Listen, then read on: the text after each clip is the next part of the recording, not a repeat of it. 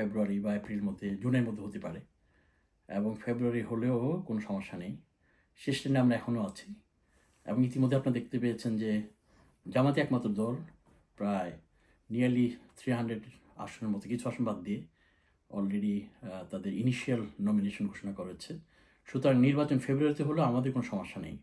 তবে যেখানে আমরা প্রত্যেকবারই খুব ক্লিয়ার করেছি সেটা হচ্ছে যে জুলাই ম্যান্ডেটের মাধ্যমে যে সরকারটা গঠিত হয়েছে, অন্তর্বর্তীকালীন সরকার, কয়েকটা ম্যান্ডেট ওখানে ছিল, তার মধ্যে বেসিক যেটা ফান্ডামেন্টাল সেটা হচ্ছে অবশ্যই প্রয়োজনীয় সংস্কারগুলো হতে হবে, এবং অবশ্যই যারা এই হত্যাকাণ্ডের সাথে জড়িত তাদের দৃশ্যমান একটা বিচার হতে হবে। তাই আমরা মনে করি যে যদি ডক্টর ইউনূস সাহেব যেটা বলেছেন, যদি প্রয়োজনীয় সংস্কার এবং দৃশ্যমান বিচার প্রক্রিয়া অব্যাহত থাকে এবং সেটা যদি দেখা যায় তাহলে কোনো আপত্তি নেই।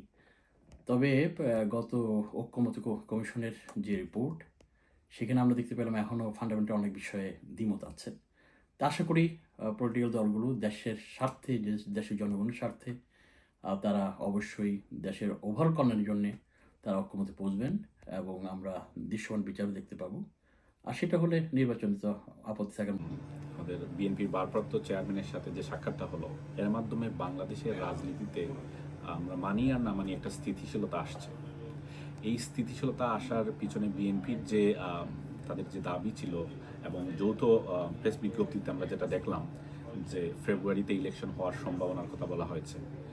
আমরা মনে করি, আমরা এনসিপিও মনে করে, আমাদের অনেকগুলো ঘোষণা এসেছে, আপনারা যদি দেখেন আমাদের সিনিয়র নেতৃবৃন্দ বলেছেন যে ফেব্রুয়ারিতে সবগুলা সংস্কার, যেই সংস্কার এবং যেই সংস্থাসমূহ নির্বাচনের সাথে জড়িত থাকবে, এদেরকে সংস্কার করার মাধ্যমে একটা লেভেল প্লেইং ফিল্ড ক্রিয়েট করে নির্বাচন দেওয়া আদৌ কি বাস্তবিক, এটা আমাদের চিন্তার বিষয় রয়েছে।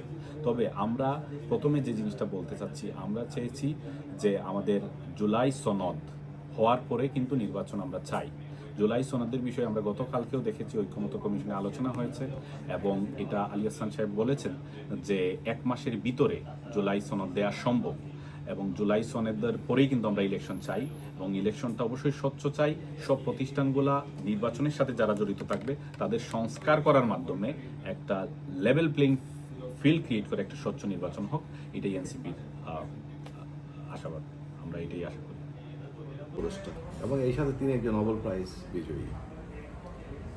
উনি বারবার বলে আসছেন যে ম্যাক্সিমাম আগামী বছর জুনের মধ্যে নির্বাচন হবে, এবং শেষবারের মতো উনি এইবার বলেছেন যে ফেব্রুয়ারির মধ্যে নির্বাচন হবে, এর মধ্যে সংস্কারও সম্পন্ন হওয়ার মতো একটা আশা উনি দিয়েছেন।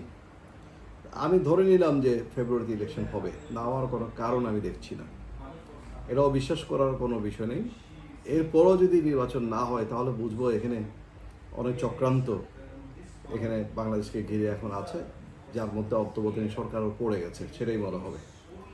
তবে আমরা যারা প্রবাসে আছি, আমরা যারা পেশাজীবী আছি, আমরা অবশ্যই আশা করব যে নির্বাচন যেন ফেব্রুয়ারির মধ্যে, যেভাবে এখন প্রতিশ্রুতিবান একটা প্রতিশ্রুতিবদ্ধতা বলা চলে দিকে এগিয়ে যাচ্ছে, সেই মতো যেন হয়, এর চেয়ে যেন না পেছনে, এবং বাদ বাকি যত সংস্কার, এই সব কিছু কিন্তু গণতান্ত্রিক সরকার এসে করতে পারে। গণতান্ত্রিক সরকার অর্থাৎ যারা ইলেক্টেড হবে তাদের জন্য এগুলি রেখে দিতে হবে। আর সংস্কার, আসলে সংস্কার তো সব কিছু সম্ভব নয়, সংস্কারের প্রস্তাবগুলো আসতে পারে, ঐক্যমত হতে পারে, তবে সবচেয়ে বড় সংস্কার হওয়া উচিত আমার মতে যেন যোগ্য প্রার্থীরা, সৎ প্রার্থীরা এখানে ক্যান্ডিডেট হতে পারে, অসৎ প্রার্থীরা যেন, দুর্নীতিবাজরা যেন ক্যান্ডিডেট হতে না পারে, সবার জন্য একই রকম প্রচারের যেন সুযোগ থাকে।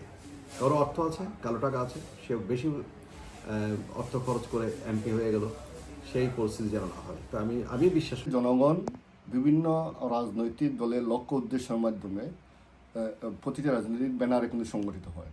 অতএব আমরা বলতে পারি এই সরকারটি হচ্ছে রাজনৈতিক দলসমূহের একটা যৌথ সমর্থনের সরকার।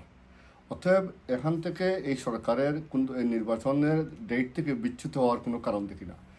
পাশাপাশি যুক্তরাজ্যে গত 13 জুন যে ঐতিহাসিক একটি বৈঠক অনুষ্ঠিত হলো, বিএনপি এর রাজনৈতিক দলসমূহের সবচেয়ে বড় স্টেক হোল্ডার এবং সবচেয়ে বৃহৎ দলের প্রধান বিএনপির ভারপ্রাপ্ত চেয়ারম্যান তারেক রহমানের সাথে প্রফেসর ডক্টর ইউনূসের যে বৈঠক অনুষ্ঠিত হয়েছে সেই বৈঠকে কিন্তু আমরা যদি 3টা বিষয় এখানে দেখছি আমরা। প্রথমত হচ্ছে লন্ডনের গ্রীষ্মে একটি হৃদয়স্পর্শী শুভেচ্ছা বিনিময়, দ্বিতীয়ত হচ্ছে দেশের মানুষ একটা নতুন ভোরের প্রত্যাশা এবং দেশের মানুষের ভিতরে একটা আশা জাগানিয়া আমরা মনে করি এই বৈঠকের মাধ্যমে প্রতিষ্ঠিত হয়েছে। এখন নির্বাচন ব্যাপারে মরলেস সব দলগুলোই কিন্তু রমজানের পূর্বে যে তারিখ আশা করতেছি আমরা সেটা সবাই ঐক্যবদ্ধ আছে এবং এই বৈঠকের মাধ্যমে সংস্কার, বিচার এবং নির্বাচন 3টি বিষয়ই আলোকপাত করা হয়েছে এবং রাজনৈতিক দলগুলোর সমর্থনের মাধ্যমে এবং তাদের সদিচ্ছার কারণেই কিন্তু এই সরকার এখন পর্যন্ত টিকে আছে।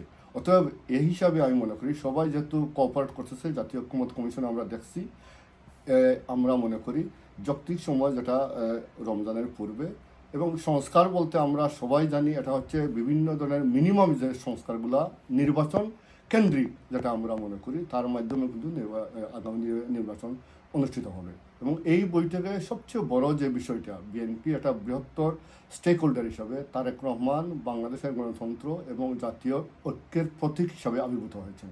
অতএব আমরা আশা করি ঘোষিত তারিখের মধ্যেই নির্বাচন অনুষ্ঠিত হবে।